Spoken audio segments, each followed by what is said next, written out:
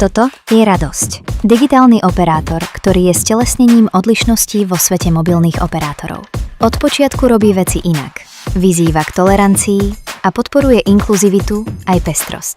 Radosť na dúhový Pride jednoducho patrí.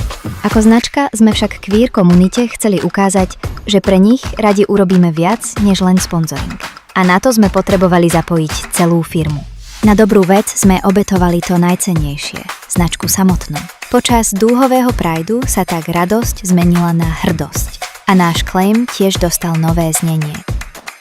Zmenili sa názvy pozícií našich zamestnancov,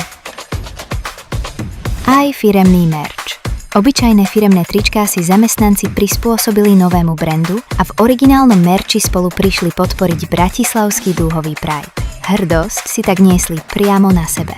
Tí, čo na Pride nemohli prísť, vyjadrili svoju podporu cez špeciálne QWERTY odkazy.